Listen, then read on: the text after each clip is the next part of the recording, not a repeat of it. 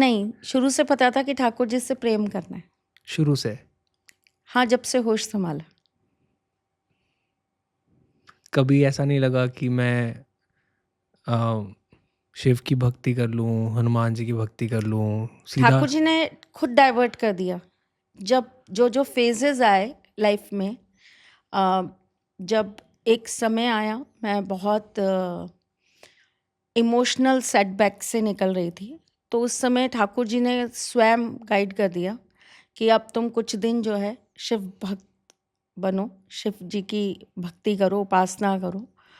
और सीरियसली, मतलब किसी ने मुझे नहीं बोला, कोई एस्ट्रोलॉजर ने नहीं बोला कि आप शिव जी की पूजा करो, क्योंकि शायद मुझे ऐसा लगता है कि मैं ठाकुर जी से इतना अत्यधिक प्रेम कर रही हूँ कि एक होता है ना कि आप जब किसी से प्यार करते हो तो वो प्यार अंधा हो जाता है, राइट?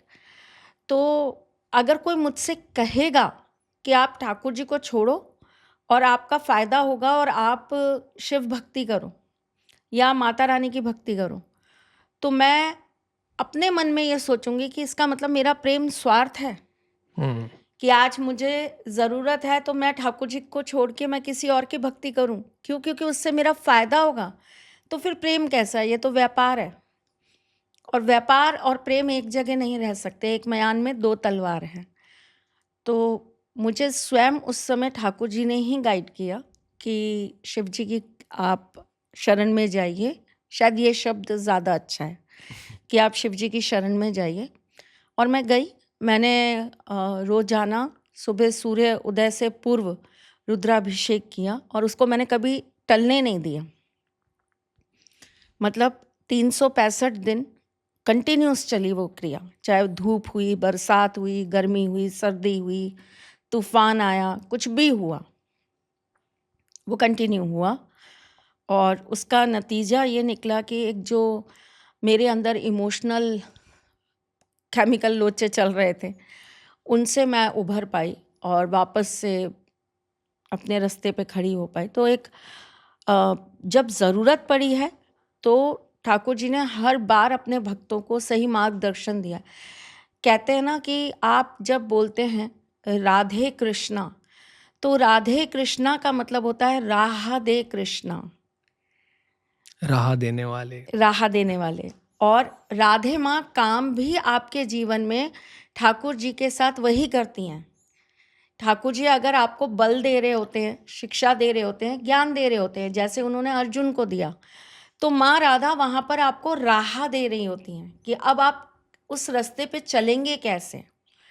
एक आपको ना आपकी यात्रा में बहुत अच्छे सारथी की ज़रूरत होती है। बिना सारथी आप कभी भी उस सफ़र को सुखद नहीं बना सकते, या आप अपनी मंजिल पे अपने लक्ष्य के साथ नहीं पहुंच सकते। तो अगर आप कृष्ण भक्ति में हैं, अगर आप कृष्ण प्रेम में हैं, ठाकुर जी के साथ खड़े हैं, तो आपके सारथी उस समय राधा माँ है।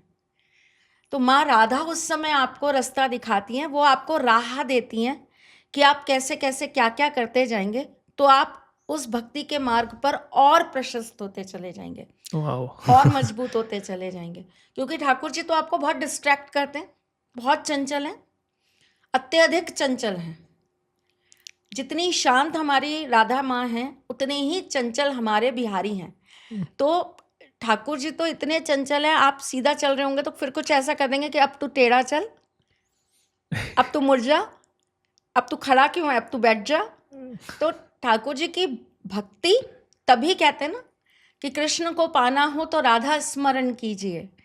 वो रीज़न यही है क्योंकि आपको कृष्ण भक्ति की राह जो है ना, वो सिर्फ राधा ही दिखा सकती है। सही बात है। आई होप कि वीडियो आपको बहुत पसंद आया होगा। अगर आप इसका फुल एपिसोड देखना चाहते हैं तो डिस्क्रिप्शन में हमने इसका लिंक डाल दिया है, आप जाके हमारे मेन चैनल पे इसका फुल एपिसोड देख सकते हैं।